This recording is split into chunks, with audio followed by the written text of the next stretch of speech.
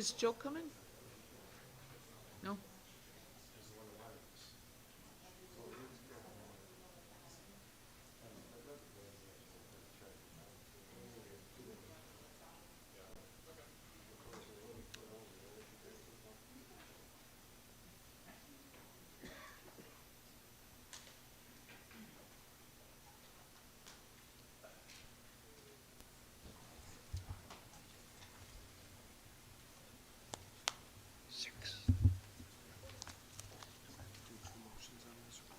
What is it for?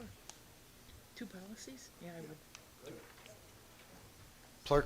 Clerk Paul, can we call committee hold to order, please? Lennon. Here. Woywood. Here. Leisure. Here. Fate. Here. Pabon. Here. Ruiz. Here. Aaronella. Carmichael. 6 present, Mayor. Motion to excuse Aaronella and Carmichael. Second. Motion to excuse Aaronella and Carmichael by Fate, seconded by Ruiz. All those in favor? Aye. Opposed? The ayes have it. It's a shame because Alderman Carmichael is the one that wanted to hear the discussion regarding this, the ordinance that we have up, but he's not here. But I have 2 gentlemen with us today that I'm going to have speak. One is James Majerowitz, and the other one's Andy Thesey. James is with the Plumbers Local 130.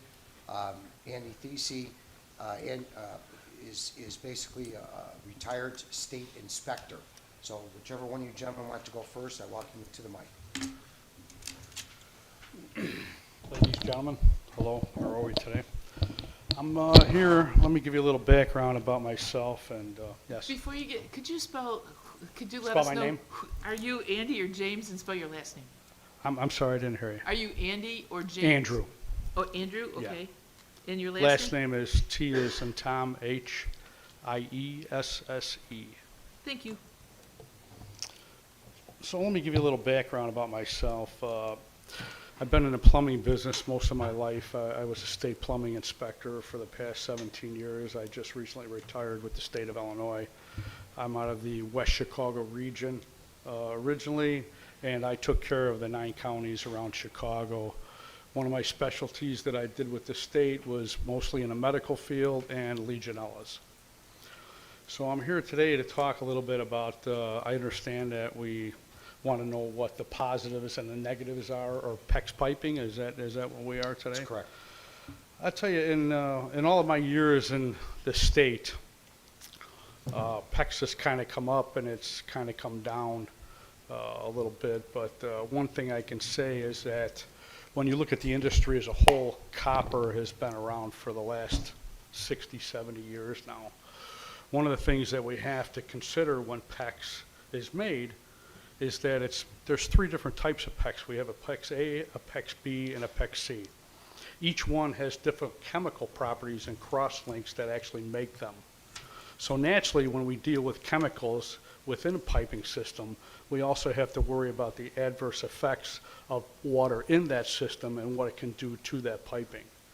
Now, one of the things that you see, I don't know if we read any studies at all, if anyone's read anything, but one of the biggest things that you have to worry about PEX is chlorinated water. Now, if you look at the EPA standards for Illinois for the past probably 30 years, it used to be at a 0.5 part per million. That was the standard of what each municipality was supposed to inject into their water system. Now, when you talk about chlorinated water and PEX, it does have the ability to disintegrate some of that piping. Now, the current EPA standards in the last 10 years is the state has kind of gone from a 0.5 parts per billion to a 1.5 parts per billion. And one of the reasons why that is because naturally with water conservation, we are dealing with lower water flows. So it leaves us with a lot of bacterial problems in the piping.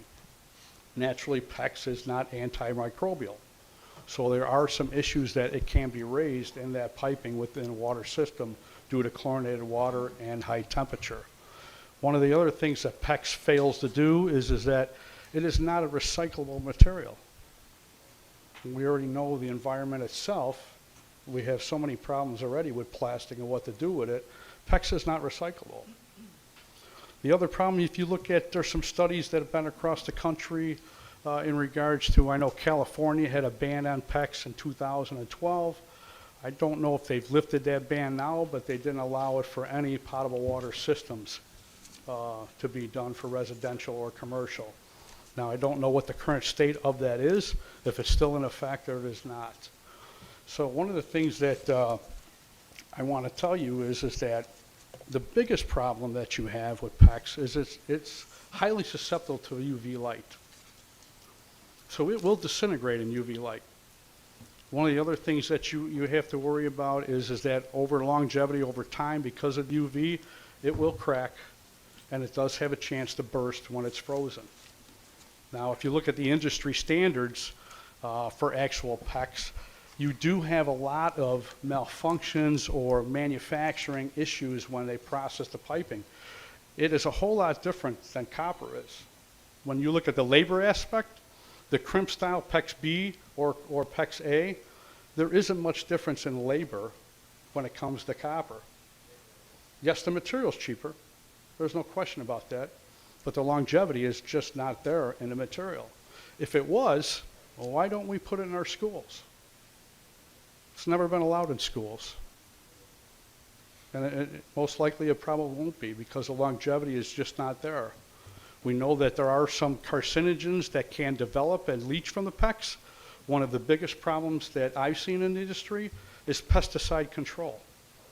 Pesticides, plastic or PEX is actually a permeable pipe, which means that pesticides can enter that water system just from being sprayed on it.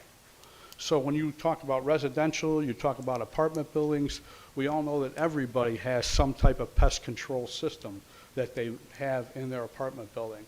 One of the things that the pesticide manufacturers and the people that spray don't know is the effects that it has on that piping. One of the bigger things is when it comes to pesticides, is everybody's used to injecting this stuff into the ground, under slabs, for stuff like that. One of the things that the issue with PEX is that if that pesticide pools where that PEX goes, it can be permeable and soak into that PEX and get into that water system. So one of the other things that I think so I know, I'm not sure if everybody was aware of how PEX is made. So we have PEX A, which is really a peroxide base that's used to develop it. PEX B is manufactured in a moisture cure method. And then PEX C is actually coupled between radiation and cross-link electronic beam radiation. I'm sorry, did you ever? No, sorry. Oh, I thought you raised your hand. So I think that when we look at the industry in copper, copper has been around for forever. It's a natural material. We've used it for, it's been in the system since the 70s. The malfunction in the manufacturing process is really not that high. It's easily fixed, whether it be ProPress, whether it be soldered, whether it be mechanical joint, which is very similar to what PEX is today. One of the things that I think you really need to consider, though, is that what are the long-term effects as far as health goes for our most, I would say that one of our most precious resources is our children. I think that's one of the reasons why you don't see this material in the schools. It just doesn't have a proven relationship as far as health goes and in the environment today. So I would just like to say that I would like you to think about this really hard on what you allow into your town and look at the proven methods that have been used for the last 50 years and consider that very cautiously. Thank you very much. Sir. James? We'll hold questions after, because I have a question of our director after we're done here. Good afternoon, Aldermen and Mayor. Or evening now, sorry. Before you start, could you spell your last name too, please? Thank you.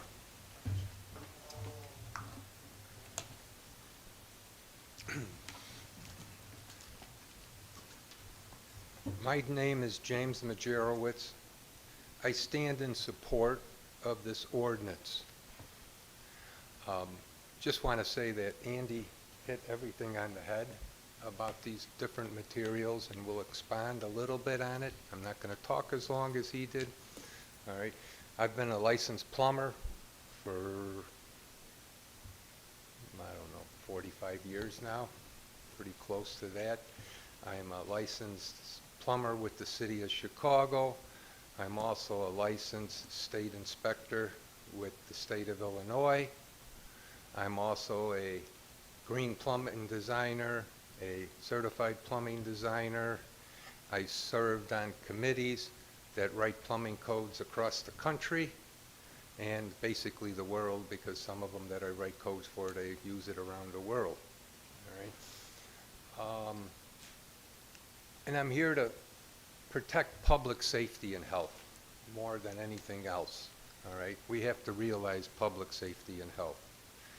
Now, when we talk about these different types of materials, people are going to get up and they're going to say, we have a 40, 50-year track record in Europe.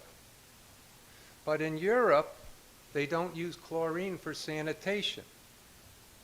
In the United States, we use chlorine.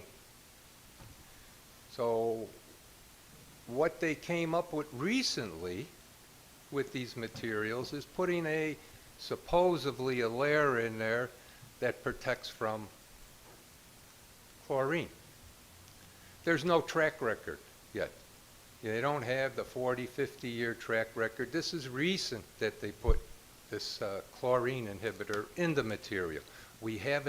Hasn't been there long enough to understand if it is going to be a valuable material to use. Now, if anybody wants to, if you could get a version of 60 Minutes from December of 1991, it's an hour-long program on material just like this, all right, and how it failed in Texas, if the water services failed there, failed in the Southwest, all right. The company was made, the material was made by Shell Oil, and they stopped making it because of all the failures that happened. This material that's being proposed, or somebody's trying to, where we're trying to protect public safety and health from, goes together just the same way as all these failures that happened in the Southwest. And then there's also a few things about the design of the system, all right? They don't use standard fittings like they did with galvanized pipe. They don't use standard fittings like they do with copper tube. They use what they call insert fittings. Could be expanded, could be like a hose clamp on it, something like that, crimp fittings. One of the issues that transpire with that is the insert fittings restrict the flow of water going through it. If I put half-inch in, it's not, the fittings are not half-inch. So they don't have the same flow characteristics that they have with the copper tube. Again, plastic pipe can have biofilms on the inside of it, and what we are worried about with biofilms, Legionella hides in biofilms, and again, the materials just doesn't have that proven time frame. And until it does, I don't see why anybody would want to even put it in their home. So, and then I'll sit down, and then any questions, we'll take them. Thank you. I have a question for Director Schiller. You heard what first gentleman said with regards to the allowable amount of chlorine. What's our chlorine levels at in our water system?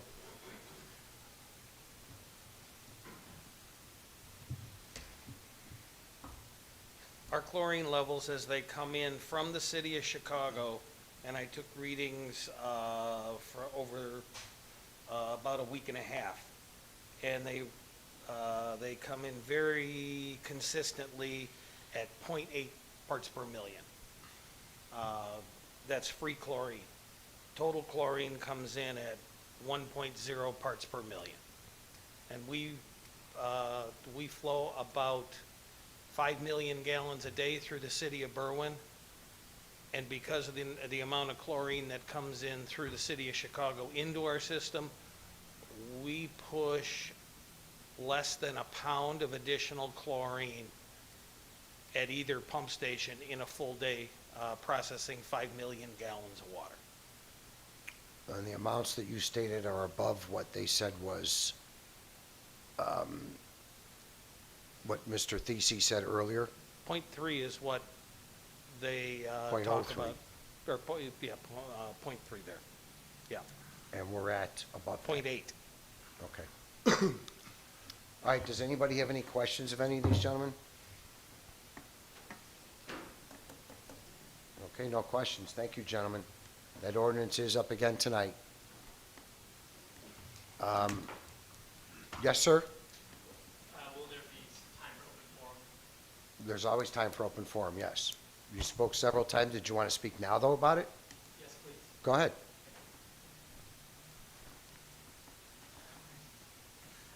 Hi, everyone. My name is Micah Caldwell. I live in the First Ward. I'm also here to give comment regarding the proposed amendment to the plumbing code that would effectively ban PEX, CPVC, and PVC for water distribution. I already spoke extensively about PEX, so I'm not going to repeat myself, but instead just want to give a little bit of more information to inform the conversation. To that end, I've also invited a PEX representative, Zach DeVoy, to speak as an expert regarding PEX, and as with the other guest speakers, hopefully he can be a resource for asking questions from the council members. But first I want to go through the different materials, starting with PEX. So to refresh your memory about the advantages of PEX, it's flexible, affordable, easy to install, lightweight, energy efficient, resistant to corrosion, resistant to bursting from freezing, and safe. Further, to address one of the points that was brought up, it's more green to produce compared to copper or galvanized steel. So safety seems to be the primary driver for wanting to ban this material, and for good reason. Health and safety are important things to consider when you're looking at water distribution. However, I want to assuage concerns by pointing to the facts. As I stated last time I spoke, PEX is permitted for use in all 50 states. The last state to approve it was California, but actually it got approved in 2009 and officially entered the plumbing code in 2011. So California had banned PEX for a while until it could be further assessed for safety reasons. In 2009, California conducted an environmental impact report, and it determined that there's no cause for concern about public health from the use of PEX piping. And there have been numerous studies since then that have validated these findings as well, and I can send you the report if you would like to consult that. The big worry with PEX is that chemicals will leach into the drinking water supply and potentially harm people. In particular, the chemical methyl tertiary butyl ether, or MTBE. Extensive testing was conducted as part of California's environmental impact report, and testing has also been conducted by NSF, which is the National Sanitation Foundation, which is the independent non-governmental public health and safety organization that creates specifications for pipes made to carry drinking water. Testing by California and NSF found that PEX piping does leach MTBE into the water, but at concentrations well below 100 micrograms per liter. And at that level, the chemical does not pose a health risk. Further testing has also found that MTBE levels in drinking water significantly decline after 90 days, making it even safer, reducing further risks. PEX piping for water distribution meets NSF 61, which is the national standard for drinking water material that verifies that it's safe. Let's talk about CPVC for a moment, which is also part of the amendment. CPVC is similar to PVC, but the additional chlorine elements in the material help strengthen it at higher temperatures, which is the main disadvantage with PVC. CPVC, the state of Illinois and all surrounding municipalities allow for CPVC for industrial, commercial, and residential water distribution. Like PEX, it can be installed faster and easier than copper. It also costs significantly less than copper. It also is 2,500 times less thermally conductive than copper, meaning that it will keep hot water hot for much longer, making it more energy efficient. CPVC water lines are also practically inert, safe for use as a water distribution material, and also meet NSF 61. But what about PVC? Well, unlike PEX and CPVC, I'm not going to make arguments in favor of preserving PVC as a water distribution material. It does have certain advantages, but it also has significant drawbacks that, in my opinion, outweigh the pros. For example, PVC has a shorter lifespan and has been known to become brittle as it ages. PVC becomes soft at higher temperatures, which can lead to off-gassing and can compromise the stability of the material. PVC does not meet the temperature and pressure requirements for hot water distribution, which are 100 psi at 180 degrees Fahrenheit. So as such, I do not support the use of PVC for hot water distribution. Its pliability with hot water makes it unsuitable as a hot water pipe. But as the plumbers behind me could probably tell you, the Illinois Plumbing Code already limits PVC use for hot water distribution. For those reasons exactly, but it permits PVC use for cold water. I can see some sense, though, in limiting PVC for all water distribution to avoid confusion and potential misuse as a hot water pipe. However, overall, this is further evidence that the state plumbing code, which Berwyn adopted in 2015, has thought through these issues. But if we're scrutinizing these materials, then it only makes sense to turn an eye to the other materials that are currently improved as a comparison. What you find is that every material has its own set of weaknesses. Galvanized steel, for example, rapidly corrodes, leading to buildup and rust and scale inside of pipes. I have a lot of galvanized steel in my house. If I go away for vacation for a couple of days, I come back, I turn on the faucet, orange water comes out of it. Is that safe? Galvanized steel also has a limited lifespan compared to copper, PEX, and CPVC due to that corrosion and mineral buildup, which quickly reduces water pressure. It's also expensive. It's less expensive than copper, but given its short lifespan, it often ends up being more expensive in the long run. It's also environmentally unfriendly because the production of galvanized steel is energy intensive and emits more greenhouse gases. And it can contain lead in the zinc coating, which can leach into the drinking water. What about copper, though? Well, copper is prone to pinhole leaks, especially at joints and especially when they come into contact with chemicals that are commonly used to clean city water, like chlorine, which is in our water supply. Even with perfect installation, pinhole leaks are inevitable with copper pipes as they age. They also lose heat much faster than other materials, particularly in our cold climate, and that makes copper less energy efficient because not only do you have to wait for hot water to reach your fixture from the hot water tank, but you also have to heat the pipes to maintain a steady temperature. It's also extremely expensive. It's cost prohibitive for most, and it makes even a simple job a huge burden to homeowners and businesses. It's difficult to install due to the skills needed to solder joints, and the solder often contains lead. Even lead-free solder can have up to 0.2% lead in it.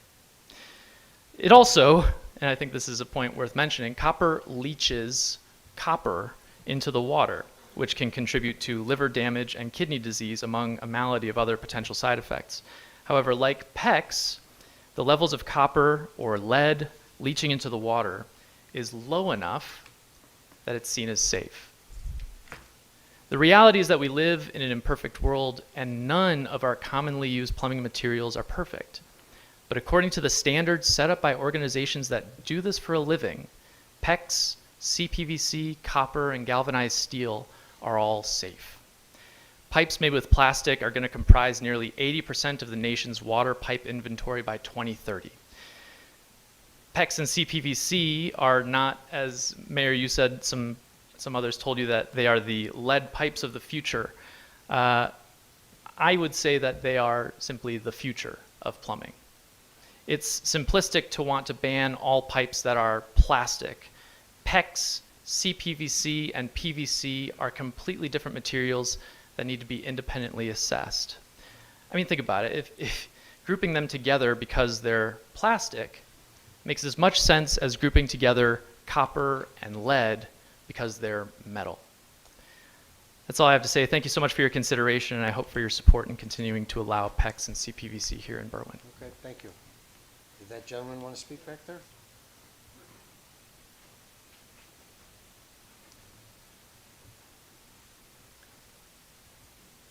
Good evening, everyone. My name is Zach DeVoy. I work for RC Sales. We're the manufacturer's rep for Uponor PEX in northern Indiana and Illinois. I guess I'll start by saying that while Legionella is a serious issue, we have a study from the National Academies of Sciences, Engineering, and Medicine from 2019 that says that while Legionella is an issue, it's not an issue resulting of PEX. It's that we're serving, if you store your hot water at a certain temperature and it's not hot enough, the Legionella will grow. With regards to the concerns raised by these gentlemen, you know, PEX, if stored outside, absolutely has a 30-day period by which it is allowed and safe to put in.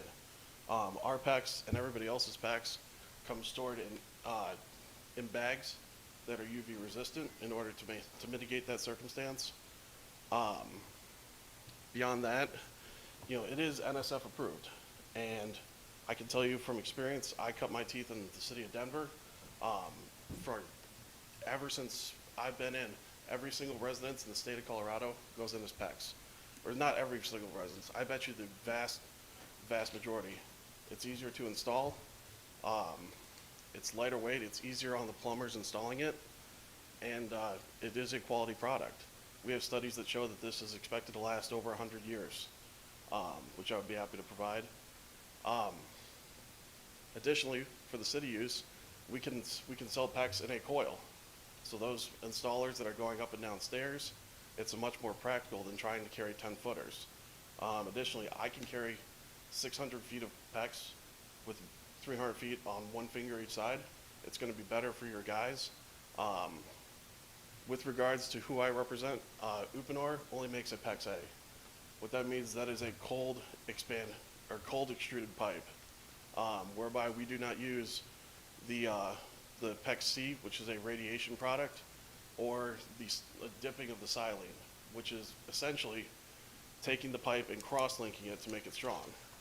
The reason we have to cross-link it is because our fittings are full flow and approved by the State of Illinois Plumbing Code. What we have as a factory is if there's any issue, we will actually design that system and improve the flow rates for you guys for every single house. That's a service that Uponor offers at no charge to any of your constituents or any of your plumbers. That is accepted per the letter that we have from the State of Illinois Plumbing Code, from the Illinois Department of Public Health. It is a safe, lighter weight, full flow product. There are absolutely other actors in the industry that have what are called crimp fittings, whereby we're actually crimping the pipe down. What we use is a mechanical expansion of our pipe, and we stick a fitting in there, the pipe seals back down, and that's how that joint is made. The cool thing about our pipe is that every single day, all that crosslink pipe wants to do is get back to the initial size that it was. So every single day that joint is in, that connection is getting stronger. It's a good, reliable product. It's better for your installers. It's approved by every NSF from every international plumbing code, ATSM. It's a reliable product that can make your guys' lives a lot easier. Thank you. Okay, thank you. Before you go, you're gonna have to spell your last name for me, please. D-E, capital V-O-Y. Okay. And the company that you represent? RC Sales. Thank you. Thank you all for your time. Thank you. All right, do we have any questions or anybody else want to add anything? I just have a quick question about the ordinance. So, as folks maybe sell, like in the future, right? Maybe they have some of this in their home now. Would they have to sort of come up to code and switch out all these pipes if they were As I selling. explained to Mr. Caldwell in speaking with him privately 2 weeks ago, if in fact this ordinance passes, Yeah, his system would be out of code. right. In which case, he would have to reinstall properly according to whatever our code says, or whatever we've adopted with the Illinois Plumbing Code, or he would have to sell the house as is, and the buyer would have to do it. Okay. Thank you. So that means every person from, if this gets adopted, every person in a pre-sale, when they have their inspection, this can come up as something that needs to be replaced. Correct. That sounds expensive, man. It's expensive, it may be, but we have codes that change every day that cause people to change things. Look at what we had to deal with the downspouts. How many people had spent money to put downspouts in the ground when we're told they should go in the ground, and now we're told they all gotta come out? So we all had a lot of expenses. I understand what you're saying, but unfortunately, that's the way the codes are. Okay. So I have a question. So, how many homes have put this in already? As far as I'm aware, none, because it was our policy that the building department, through our previous plumbing inspector, John Torillo, did not allow PEX. Okay, so we don't really have it, all of it. Okay, This has been discussed for a lot of years from when John was still inspecting. okay. But there was no ordinance for it, so it just No, it wasn't. was not at that right, time, correct. Right. So people could have still technically. And that's why I told Mr. Right. Caldwell, he applied before this ordinance course, was in yeah. effect. He can put it in if he Yeah, wants. I just want to lift that up because I'm sure people. We don't inspect it, so we'd have to have the representative give us a certification it was installed properly. Okay. Mayor, I have a question. Yes. So, looking at my house, I've had work done over the last 25 years in my house, and I have PVC under my sink in the J-trap, the part that goes from underneath. Is the distribution, when No. they talk about water distribution, is it just water coming into my home? It's water coming into it's the fresh water coming in. It's not for the water going out to the sewer. Okay, so PVC's okay as long as the water's going out to the sewer? Yeah, this ordinance does not address that. It, yeah, it's. The it's water not distribution clear. is distribution to the home, correct? Yeah, it's not clear. Also, I have a flexible tube underneath my toilet, or next to my toilet, between the toilet and the wall. It's attached to the copper stub that came up through the wall that provided the water, but it's a flexible tube that's wrapped in silver-colored metal. And I'm assuming that tube is plastic on the inside. Maybe the plumbing gentleman can answer what kind of flexible tube are they, because I have that in every toilet that's been approved for the last 25 years. So, It's from the copper stub, right. where it So comes out of the that's wall. the fixture supply pipe, yeah. all right? And most codes, all right, they'll let you put in 30 inches of that maximum, all right? Okay. And there's an ANSI ASME standard for that. They are stainless steel woven around the outside of it. Of So- PEX. Not necessarily PEX. Well, how are we gonna know? Well, that's the whole thing, all right?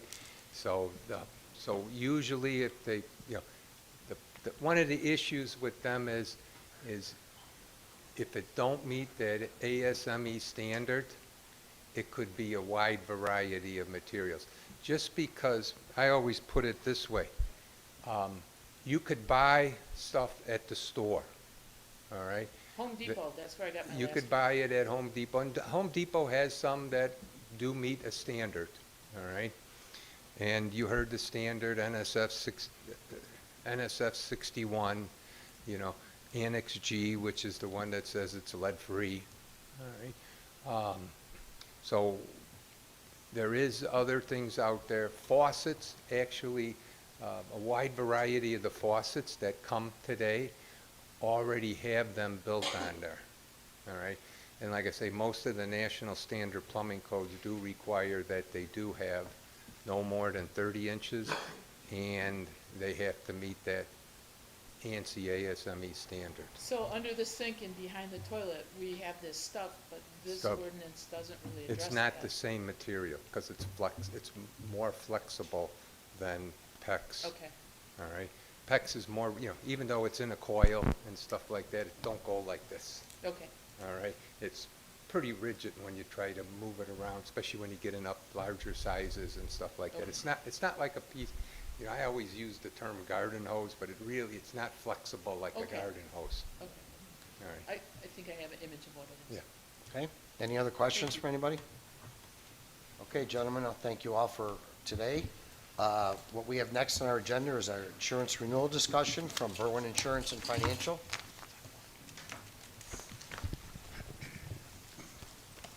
Good evening, everyone.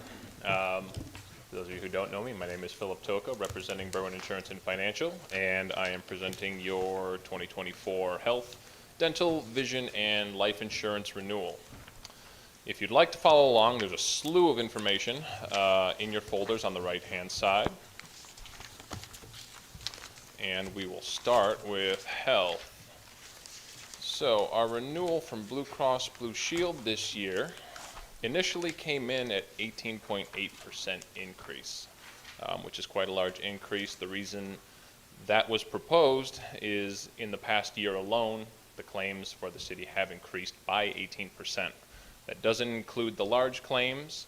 That is defined as anything over $50,000. It has gone from 4 claimants to 10 claimants, just under $1.4 million more for last year alone. So despite this being a justified increase, we still took this to market in order to get this reduced. United Healthcare declined to quote immediately. They said the claims were too large, too many ongoing large claims, and that was immediately a no. Humana, unfortunately, is now out of the market of municipalities and government entities, so they declined immediately as well. We got Cigna to come in at 13.7% above the current rates, which would have been a savings of just over $600,000 on the year, which is significant. And Aetna also came in at 11.4%, giving an even greater decrease in what you would have been paying this year. We took all this information back to Blue Cross Blue Shield and we negotiated with them. And the final renewal we got for them was cut in half, so it's at 9.9% for the year. Total savings of just over $1 million. It's also good to keep in mind that both Aetna and Cigna cannot match the extremely rich benefits that the city has. So even if they could come close, it's still very difficult to switch just because you'd be losing out on specific benefits that many of your employees would be using. Also keep in mind that the city of Berwyn is running at 47.6% higher than every other comparable in the area for the premiums that you're paying. Could you explain that, please, Phil? So basically, the amount of claims and the money that you are being paid out from Blue Cross Blue Shield is 47.6% higher than every other comparable municipality, government entity, school district, and whatnot that matches your plan design or similar plan design. It's not on the nose because this is an old plan that has benefits that are unheard of at this point. So we're way, way, way below what you should be paying in premiums due to negotiations and marketing intervention. Yeah, when he says above, that confused me also because it makes it sound like we're paying more, but basically we're not paying what we could be paying because of the work our broker's done over all the years to negotiate these Correct. premiums. Correct. So despite it being the largest increase we've had in the past several years, we did get it cut in half, and we're still beating what we should be by a large margin compared to everyone else in the area. That's it for health. The rest of them are quite easy. Aetna Dental had a 3% increase last year, and we negotiated with them to have guaranteed pass this year as long as we didn't take it to market. So the dental is a pass for this year. VSP is the vision insurance, and we're on our 4th year of a guaranteed no increase in rates. So there will be a pass on that as well. And finally, the life insurance with Blue Cross Blue Shield, formerly known as Dearborn, is a pass and guaranteed no increase until the year 2026.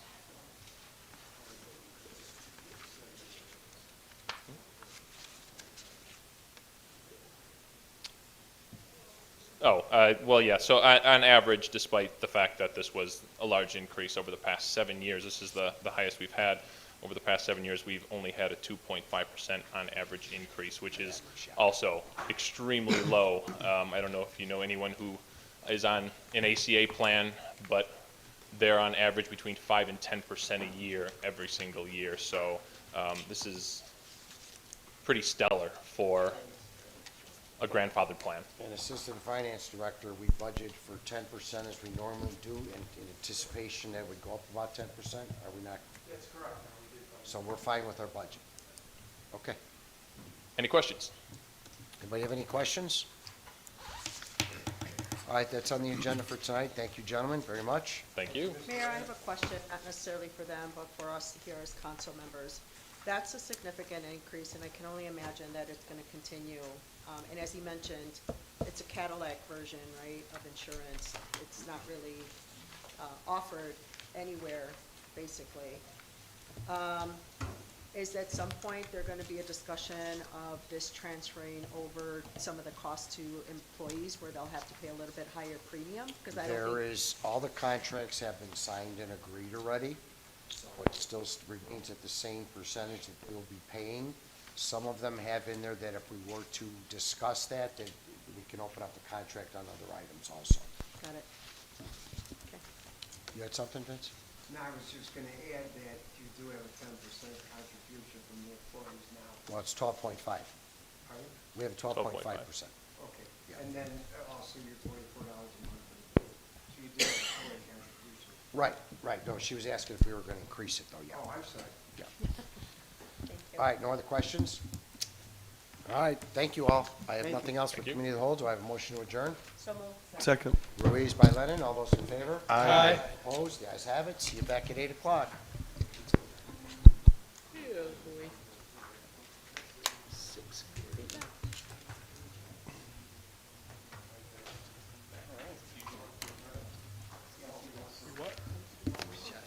Does it?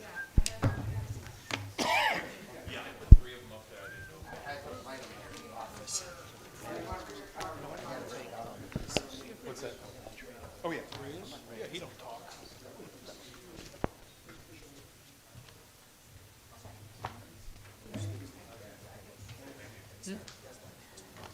Yeah, it's just that the ordinance, it doesn't, I know, it doesn't say distribution, it says distribution. Most of us don't know that it. Yeah. Oh, okay. Okay, yeah, it's okay. Okay, thanks. Well, I'm just telling her, because if you want to, we need to know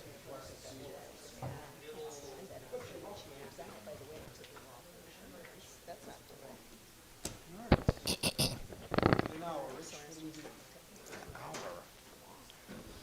First of all, Yeah, whatever. And I said, oh, well, she's still got time, yeah. So maybe I have 2 or 3 weeks. Yeah. You know, so. We've met, but we haven't seen us in a while. Yes, Mary Beth. Nice to see you. Likewise, don't forget, I want to know the secret. Why don't you guys come to District 98 and get us some better insurance at our school? You know Yes. what? Actually, I used to have District 100, and I was almost in District 98. Oh, But we need it. are you on board? You can bring us in anytime. Invite us in. Invite us in. Oh, I'm gonna Because talk I've to been my doing this for the superintendent city of Berlin tomorrow. for 34 years. Wow. And for all their knows, we do a good job.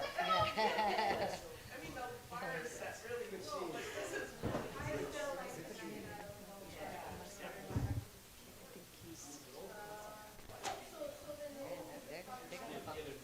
Right? That's what I said, girl. That's what I said. That's what I told him. Tell me the secret, dude. I guess I should go get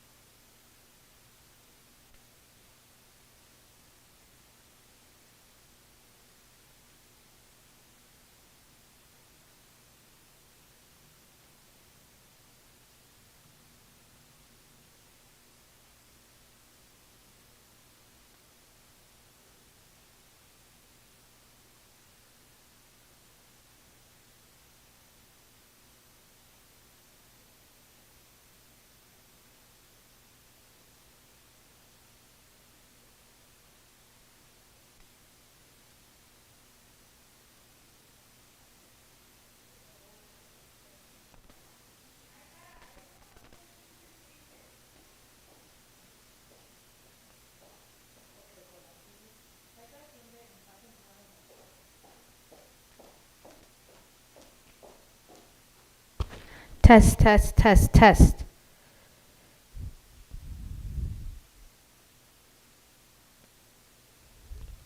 Testing, testing, 1, 2, 1, 2.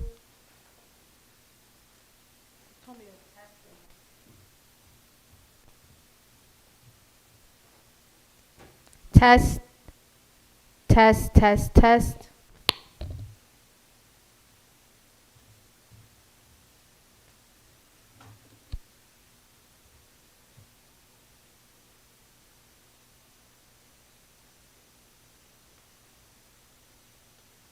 Test, test, test.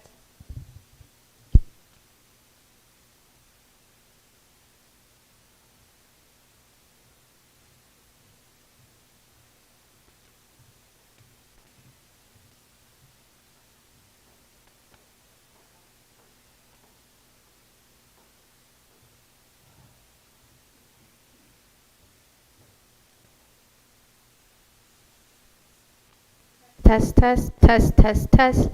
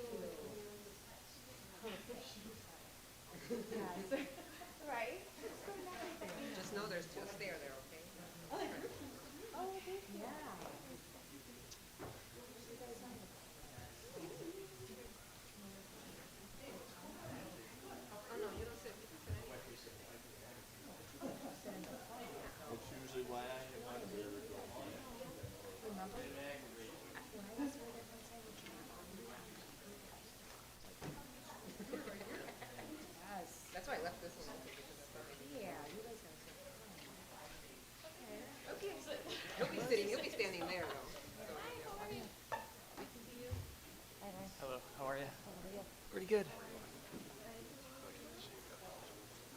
Doing well, how are you?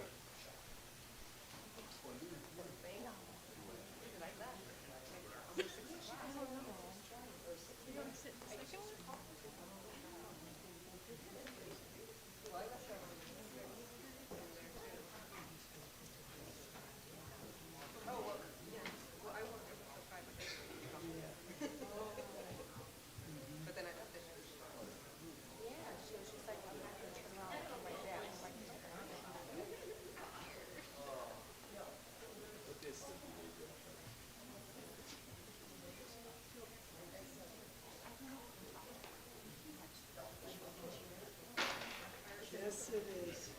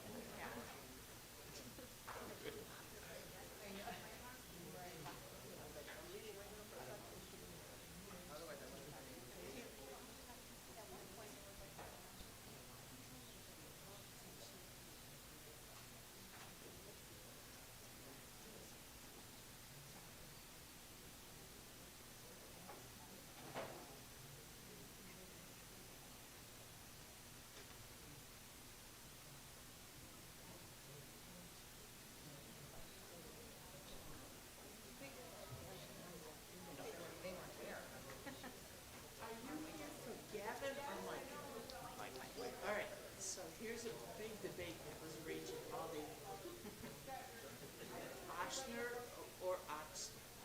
How does the family pronounce it? And is this a fight that you have often at the dinner table? No one answered. It used to be my maiden name, and I've heard it 5 different times, like 5 different ways, so. We'll do the Oxner, but I think they all call it Oshner. Oxner, yeah. I've always said Oshner. Oxner?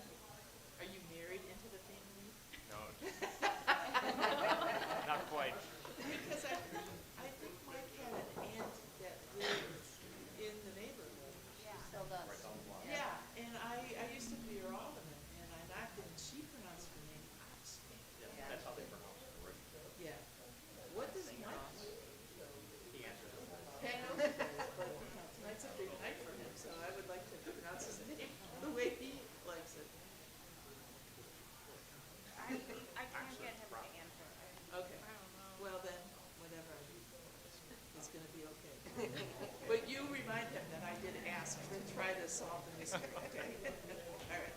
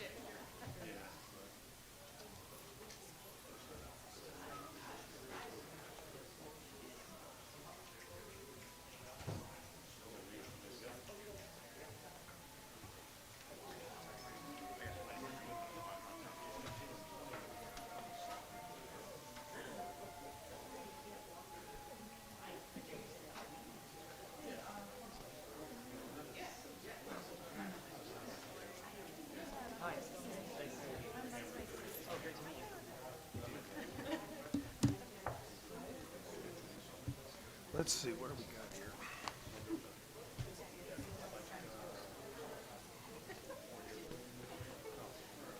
Oh, Carmichael's not here, so.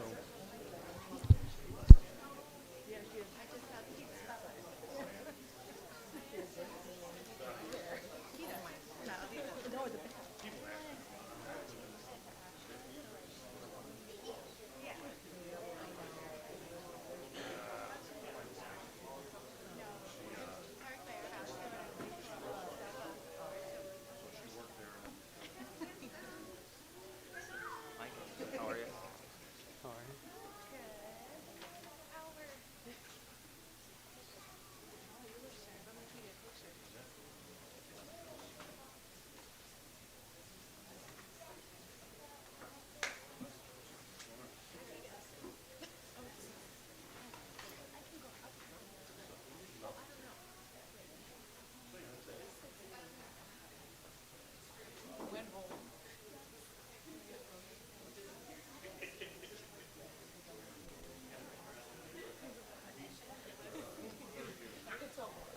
That's, what is this? The water rate.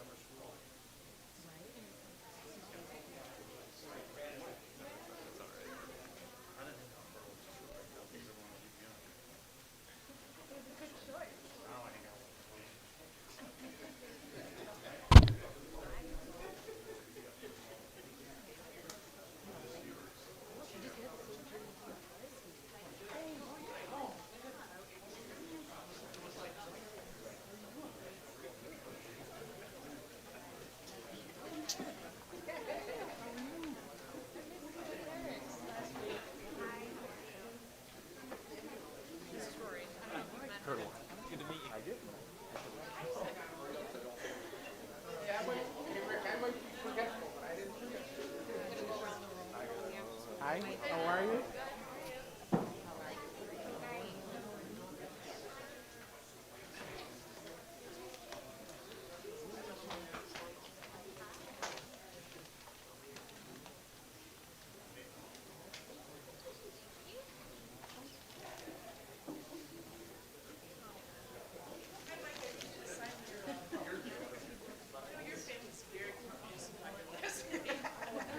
I'm the only one that wants a mic. I'm not gonna.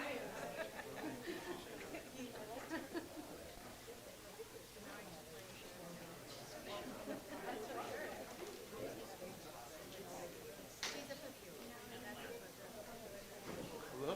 Oh, hey, what's up, Carl? How are you? Good, what's up?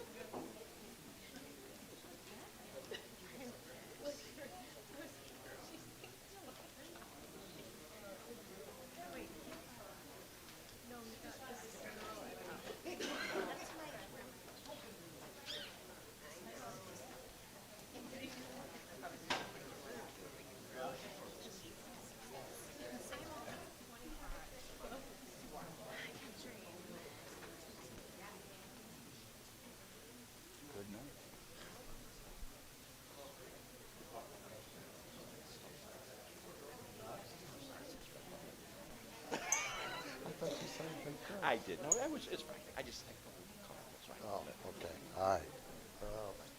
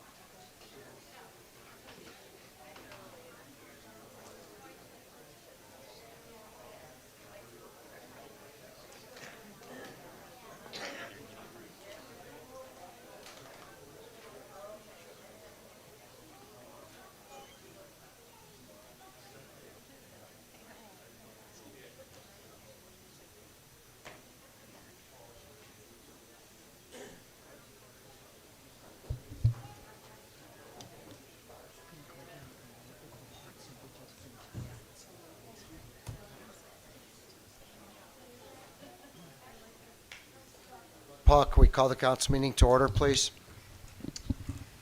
Lennon, Here. Boywood, Here. Leisure, Here. Fate, Here. Babon, Here. Ruiz. Here. Aaronella, Here. Carmichael.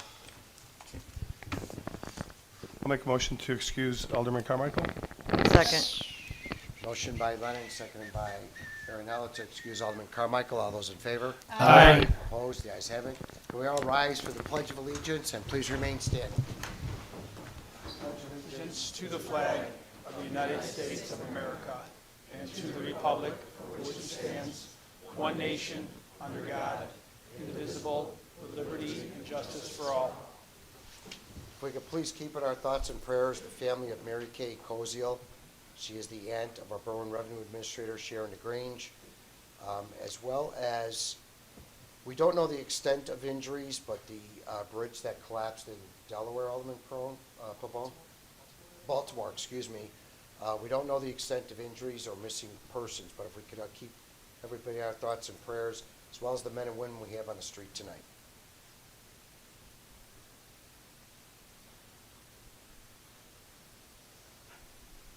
Thank you. If anybody wishes to address open forum, please step forward to the podium, state your name and address.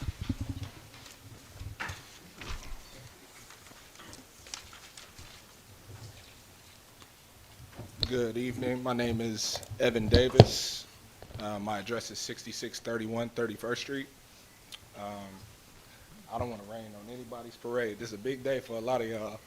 And in 2 years, I hope y'all all fit the same get up still. So just hang on to it. Keep that physique together. This is actually in regards to a vote that you guys have on your agenda today. So I had to write it up. I'm a terrible public speaker, so I had to write it up. I purchased a 2-unit building at 6631 31st Street, July 2023, as my primary residence for my family and I, and also as a rental property. At the time of the purchase, the property required some significant repairs and renovations and code upgrades, all due to years of unchecked repairs by the previous owners. I spent about 4 months going back and forth with my general contractor, selecting subcontractors, and going back and forth with the building department regarding permits and other items that weren't known to us at the time or weren't disclosed to us at the time. And then finally, in November of 2023, they issued permits and we started work. Fast forward about a month to December 14th, one of the subcontractors, and this is according to the fire investigation, he carelessly started a fire that destroyed my very first house. This is my first home. You guys can't imagine how angry and hopeless I felt, but I've always been a living example of that saying, adversity breeds character. I want to thank the responding departments, the responding fire departments from Brookfield, Berwyn, North Riverside. They all fought the blaze. They did as best they could. I appreciate their efforts. I also want to thank the police officers who secured the scene on the date of the fire. And they've also monitored the property as it sits vacant. And I want to thank them as well. Also, I want to thank Jim Woodward for your periodic check-ins. It's very helpful. Scott Lennon, I want to thank you for your support on the day of the fire. And I also want to thank Marissa and Shannon. Chuck, you can reach out to them, tell them I gave it I gave it to them. I want to thank them for answering my questions up to this point.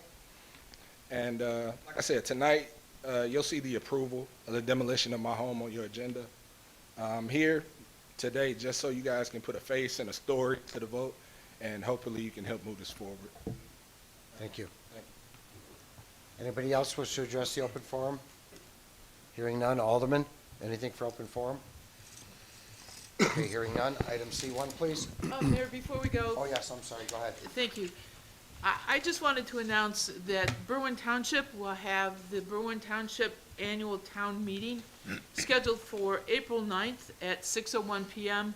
We're meeting at the PAV YMCA at 2947 South Oak Park Avenue in Berwyn. This is a statutory required meeting for Berwyn Township, and it's a chance for every registered voter in Berwyn to come and actually participate in direct democracy. So please come on April 9th at 6:01 p.m. and participate. We'd love to have you. Thank you, Mayor. All right, you're welcome. Item C1, please. Item C1 are the minutes of the regular meeting of March 12, 2024. I'll make the motion to approve the regular city council meeting minutes of March 12th, 2024. Second. Motion by Lennon, seconded by Royer to accept the minutes of March 12th, 2024. Are those in favor? Aye. Opposed? The ayes have it. Item E1, please. Item E1 is a communication from the Berwyn Development Corporation requesting a street closure for the grand opening of Berwyn Shops. I will make the motion to grant permission to close Clinton Avenue at Roosevelt Road for the event parking on May 3rd, 2024 for the BDC Berwyn Shops grand opening. Second. Motion by Lennon, seconded by Aaronella to concur with the Berwyn Development Corporation and close Clinton Avenue on May 3rd from Roosevelt Road for the Berwyn Shops grand opening. All those in favor? Aye. Opposed? The ayes have it. Item F1, please. Item F1 is a communication from the mayor, the appointment of Deputy Police Chief of the Berwyn Police Department. I move that we concur with Mayor Lavero's appointment of Division Commander Lieutenant Michael R. Oshner, Jr. as Deputy Police Chief of the Berwyn Police Department, effective immediately due to the retirement of the Deputy Police Chief, Giordano E. Manfredini. Second. Motion by Leja, seconded by Aaronella to concur with my appointment of Michael R. Oshner, I don't use the junior, to replace, due to the retirement of Giordano Manfredini as Deputy Police Chief. All those in favor?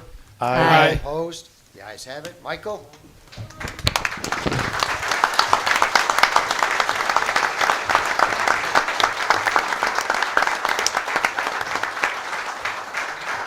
Please raise your right hand.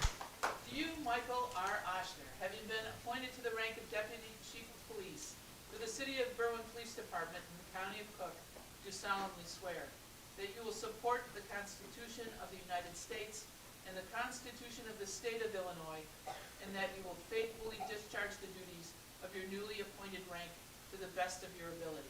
I do.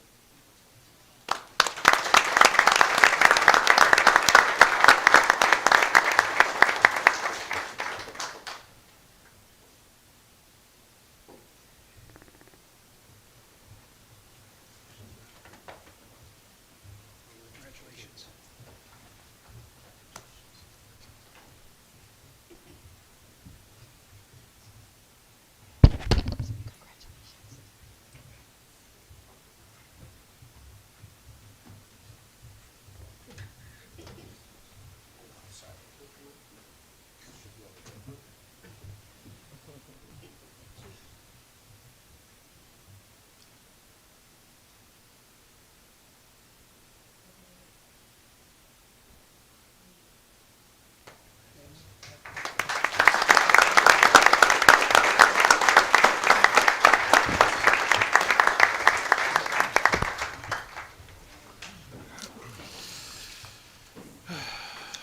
Item F2, please. Item F2 is a communication from the mayor regarding the appointment of Division Commander to the Berwyn Police Department. I move that we concur with Mayor Robert Lavero's appointment of Unit Commander Sergeant Gavin R. Zarbach to Division Commander of the Berwyn Police Department, effective immediately. Second. Motion by Leja, seconded by Roywood to concur with my appointment of Gavin Zarbach as Division Commander. All those in favor? Aye. Opposed? The ayes have it. Gavin?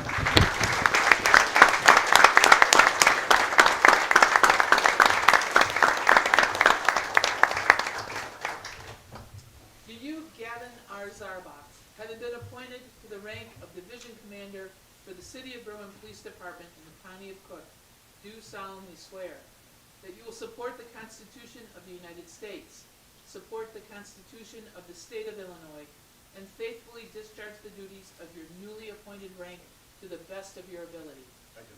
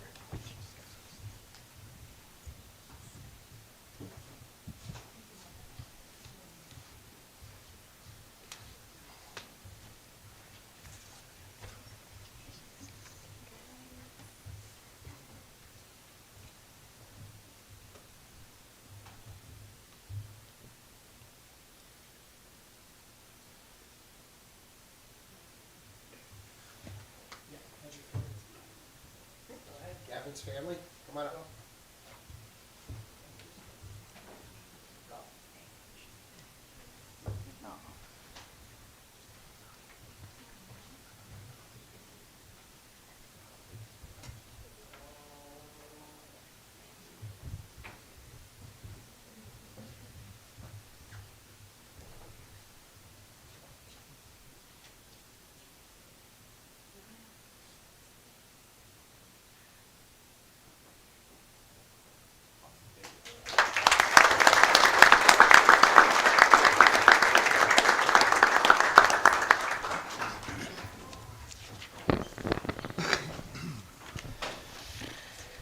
Item F3, please.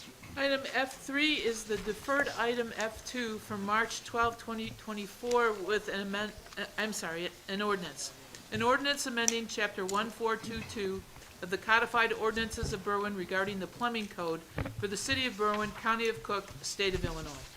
Be my motion to concur with Mayor Lavero and approve an ordinance amending Chapter 1422 of the codified ordinance of the City of Berwyn regarding the plumbing code for the City of Berwyn, County of Cook, State of Illinois, and direct the corporate authorities to fix the necessary signatures and place it on its way to passage. Second. Motion by Fate, seconded by Roywood, to adopt the ordinance amending Chapter 1422 for the plumbing code for the city of Berwyn, and fix the necessary signatures and place on its way to passage. All those in favor, on the call of the roll. Lennon. Aye. Roywood. Aye. Leisure. Aye. Fate. Aye. Pabon. Nay. Ruiz. Aye. Aaronella. Aye. 5 ayes, 1 nay. No, Motion, I'm sorry, 6. six. 6 ayes, 1 nay. Motion carried. Item F4, please. Item F4 is a communication from the mayor regarding insurance renewals. I'll make the motion. Ruth, did you want to summarize? The Alderman heard it, committee of the whole, but did you want to summarize that for? Sure. As we summarized earlier, our health insurance, our advisor went out to bid, went back and forth.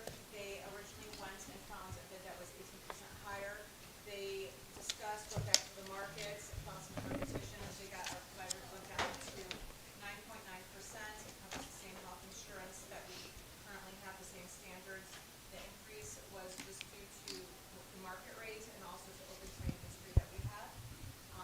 Our percentage that our employees will continue to carry is the 12.5%, and the city does the rest.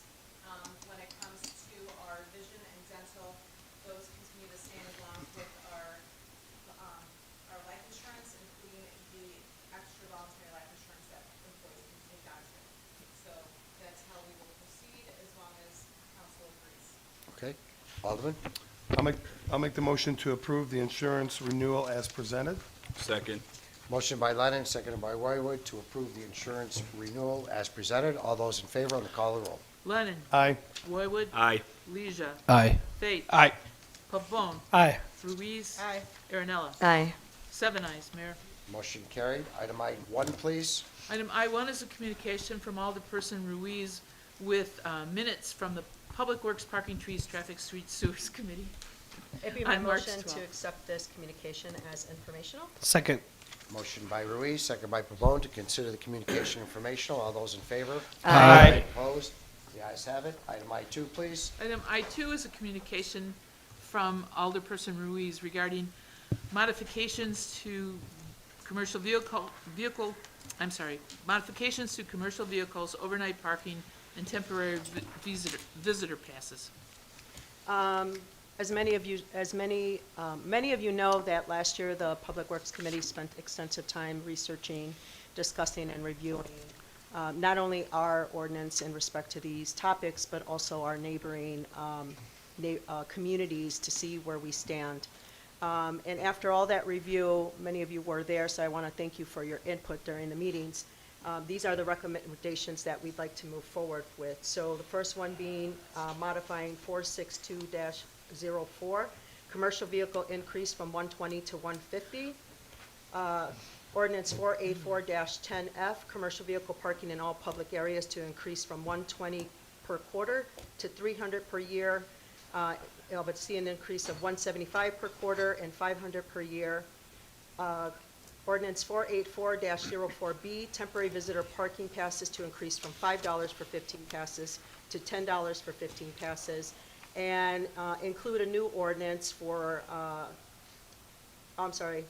in the area of, the ordinance 480-09 to include no parking in the depot district where permeable pavers exist. No commercial parking. Yes, no commercial vehicle parking. Second. Motion by Ruiz, seconded by, was it Fate? Pabon, I'm Yeah. sorry. Seconded by Pabon to adopt the changes in the ordinances and refer to the legal department for drafting of the ordinances. All those in favor?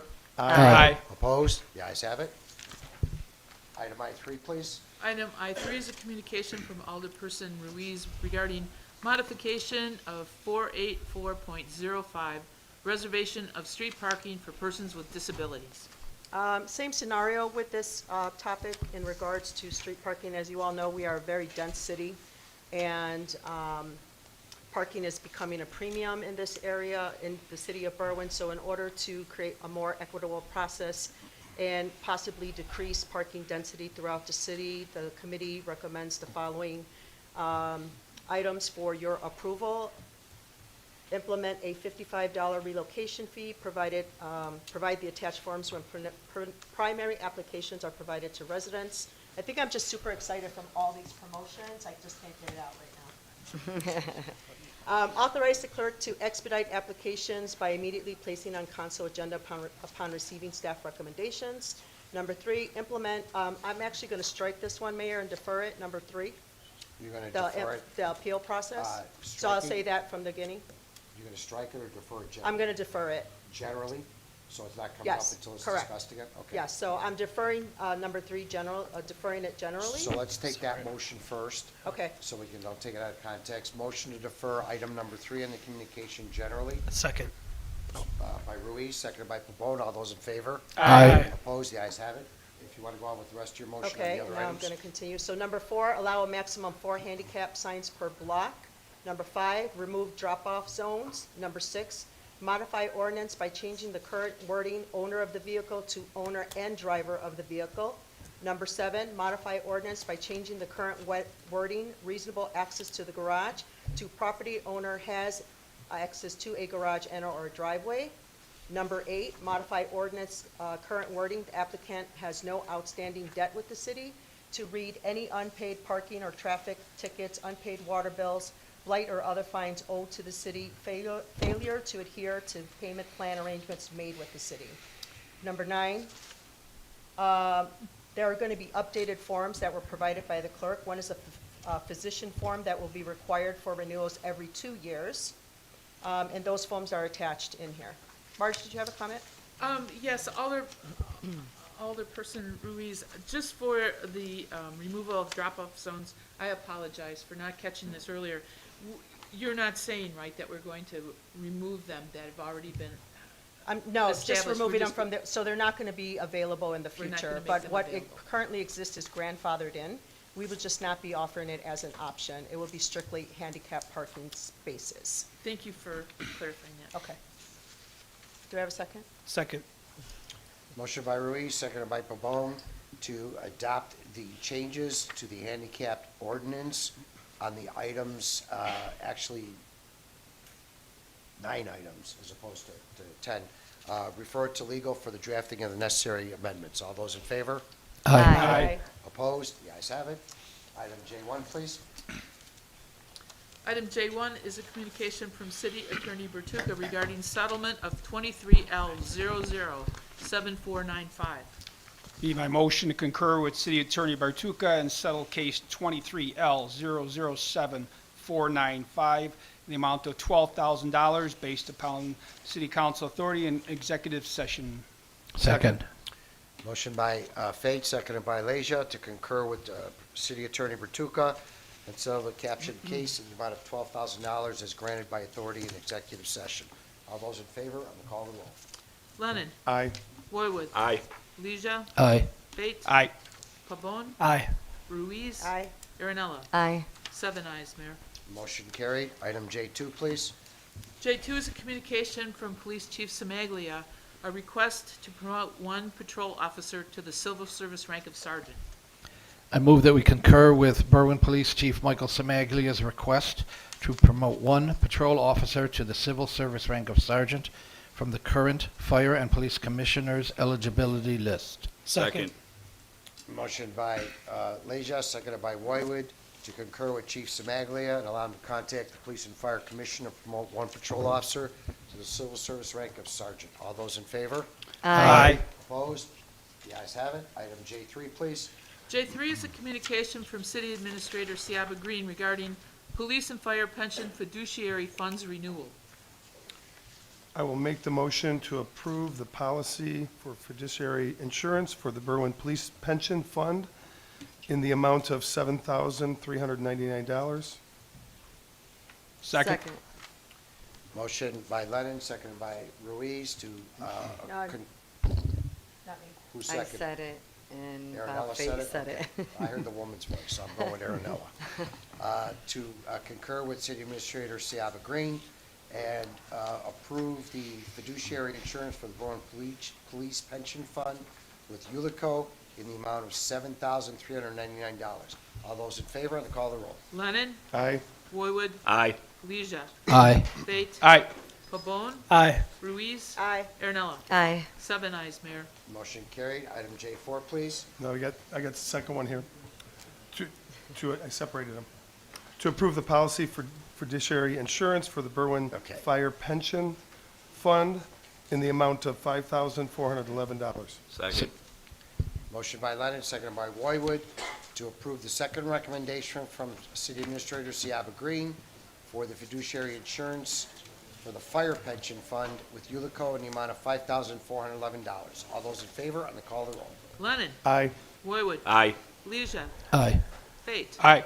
Pabon, Aye. Ruiz, Aye. Aaronella. Aye. 7 ayes, Mayor. Motion carried. Item J4, please. J4 is a communication from Public Works Director Schiller, a request to update authority to enter into contracts with the State of Illinois form. It'd be my motion to concur with Director Schiller's recommendation to enter regarding the contracts with the state of Illinois by completing with certain verbiage, certificate of authority by vote, and complete the documents to include Robert J. Libero, Mayor, and Robert Schiller, Public Works Director, as authorized to execute documents between the city of Berwyn and the state of Illinois, entered for year 24-25. State Second. road salt bids. Sorry. Second. Motion by Ruiz, second by Aaronella, to concur with the recommendation of Director Schiller to allow the certificate of authority by vote, to have the authority as myself as mayor, as well as Mr. Schiller's Public Works Director, to execute documents with the state of Illinois for the 2024-25 state road salt bids. All those in favor? Aye. Opposed? The ayes have it. Item J5, please. J5 is a communication from Building Director Lazara regarding demolition of 6631 West 31st Street. I motion to approve Building Director Chuck Lazara's request for the demolition of the building located at 6631 West 31st Street. Second. Motion by Wywood, seconded by Leisure, to concur with Director Lazara and allow the demolition of 6631 West 31st Street. All those in favor? Aye. Opposed? The ayes have it. Item J6, please. J6 is a communication from the Finance Department regarding change of online water bill pay service fees going into effect April 1st, 2024. I'll make a motion to accept this as informational. Second. Motion by Lennon, seconded by Aaronella, to consider the communication informational. All those in favor? Aye. Opposed? The ayes have it. Item J7. Mayor, I'm sorry. Can I ask a question about that, even though we just voted? Is that going to be something that we share with folks, just like as an update, that this is happening? Yes, the Okay. communications department's already doing it. Some of the Okay. departments have started. This was actually supposed to start in February. Okay. But it got pushed back to this date. Okay. So it has been shared out there, and the communications department is putting stuff out there regarding it. Okay, thank you. Item J7, please. J7 is a communication from Chief Samaglia, the approval of District 98 parade for Children's Day event. I'd like to concur with Chief Samaglia and grant the permission for School District 98 to hold Children's Day Parade on Friday, May 3rd, between 4 and 5 p.m. Berwyn route noted and requested. City services were also requested. Second. Motion by Aaronella, second by Pabon, to concur with Chief Semaglia and allow the District 98 Children's Day Parade on Friday, February 3rd, between the hours of 4 and 5 p.m. as per the route in the communication, and provide city services. All those in favor? Aye. Opposed? The ayes have it. Consent agenda. I'll make the motion to approve the consent agenda as presented. Second. Motion by Lennon, seconded by Wywood, to approve the consent agenda as presented. All those in favor? Aye. Opposed? The ayes have it. Aldermanic committee meetings. Alderman Lennon. Call to the chair. Alderman Wywood. Call the chair. Alderman Leisure. Call of the chair. Alderman Fate. Call the chair. Alderman Pavone. Call the chair. Alderman Ruiz. Call the chair. Alderman Aaronella.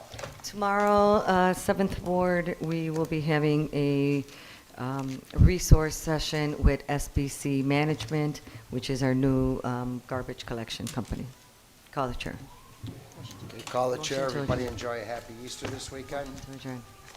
Motion to Motion adjourn. to adjourn. Second. Motion adjourned by Lennon, seconded by Fate. All those in favor? Aye. Opposed? The ayes have it. Thank you. Thank you.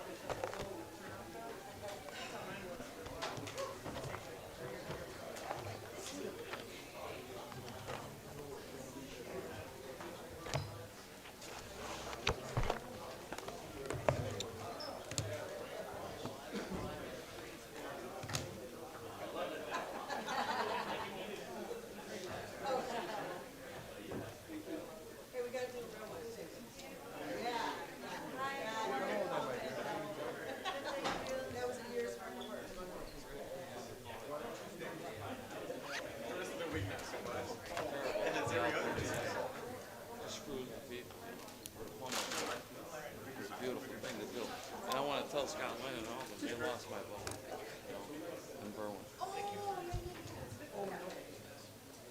Hi, Mr. Reed. How are you? Good to see you. Come on. I'll